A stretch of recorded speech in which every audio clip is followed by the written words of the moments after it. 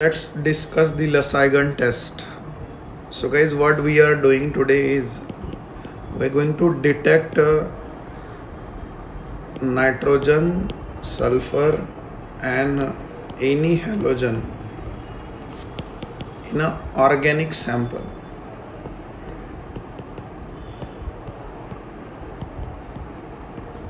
So समजा आपल्याकडे कुठलेही ऑर्गॅनिक सॅम्पल असेल आणि त्या ऑर्गॅनिक सॅम्पलमध्ये नायट्रोजन, सल्फर आणि हॅलोजन हे प्रेझेंट आहेत की नाही हे चेक करायचं असेल तर ही टेस्ट आपण परफॉर्म करतो, जिला आपण लसायगन टेस्ट असं बोलणार आहोत किंवा लसाइन टेस्ट असं याला सुद्धा बोललं जातं. So what we do is first we will going to detect a halogen.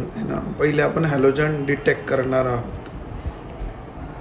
Okay, so in detection of halogen the very first step is what की समजा यार आपल्याकडे एखादं सॅम्पल प्रेझेंट आहे. Okay, this is what the sample we have, right, and this is what kind of sample is it is suppose a organic sample, or it is a organic compound. So in Lasaigan test or Lasaine test we will going to add a sodium, आपण याच्यात काय add करूया, sodium. So सोडियमचं ॲटोमायझेशन होतं आणि तो या organic compound सोबत react करतो. पण जर या ऑर्गॅनिक कंपाऊंडमध्ये हॅलोजन असला तर एक पर्टिक्युलर रिॲक्शन होईल जी झाल्यावर आपल्याला समजेल की खरंच तिथे हॅलोजन होता. समजा या ऑर्गॅनिक कंपाऊंडमध्ये हॅलोजन प्रेझेंट आहे आणि आपण त्याच्यात काय ॲड केलं, आता सोडियम ॲड केलेलं आहे. आणि ऑर्गॅनिक कंपाऊंडमध्ये जर समजा क्लोरीन असला तर सोडियम हा क्लोरीन सोबत रिॲक्ट करेन.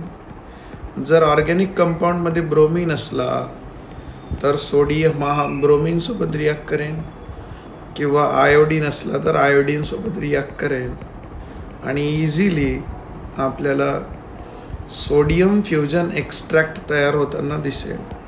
सो हा जो कंपाऊंड बनला है ना सोडियम आणि हॅलोजन सोबत, याला आपण बोलतो sodium fusion extract. This compound is non as a sodium fusion extract, we call it is. So what happens next, that NaCl, NaBr and NaI is produced, and these compounds are known as what, a sodium fusion extract. मग जर खरंच chlorine असला तर तो NaCl बनवतो आणि हा NaCl बनला आहे की नाही हे डिटेक्ट करण्यासाठी आपण याच्यात AgNO3 ॲड करतो.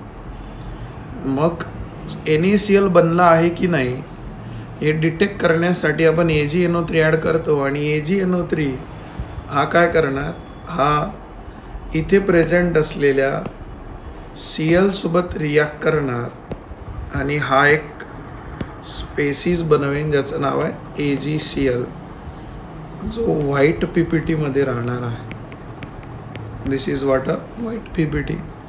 आणि दुसरा बनवेन that is NaNO3, right. So white colour जर इथे बनला ऑर्गॅनिक सॅम्पलमध्ये तर समजून घ्यावं की तिथे क्लोरीन डिटेक्ट झालेला आहे. समजा आपण त्याच्यात ॲडिशन करत आहोत AgNO3 चीच है ना, we are going to add AgNO3, right. Again we are adding AgNO3 and this forms AgBr. So AgBr is what something what we call a light yellow or pale yellow आपण त्याला बोलणार. and by product बनणार इथे that is NaNO3. So जर pale yellow colour दिसला तर आपल्याला bromine detect झाला असं म्हणता येतं. आणि ॲट लास्ट आपण परत ॲडिशन करणार आहोत AgNO3 ची. आणि जर AgI बनला, if there is a formation of compound called as AgI, then this shows a color that is called as a dark yellow with a byproduct NaNO3, right. So this is what you have to understand. What you learned today is a Lasaine test where you have detected the halogen in an organic sample. If you got the white color, if you got the white color, then you call it is a chlorine detection, and if you have a pale yellow color, this is a pale yellow color, then you call it is a bromine detection. If there is a dark yellow color, then you call it is a iodine detection. One more question is important for JEE Mains is what? The solubility of, or what we call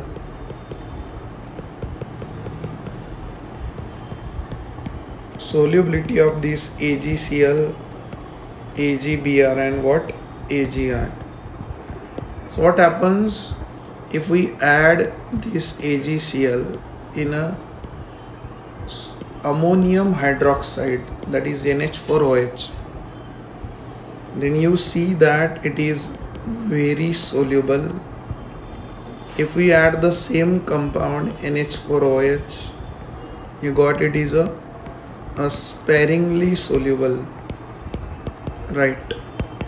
And if you add again NH4OH in this very dark yellow AgI, then it is insoluble.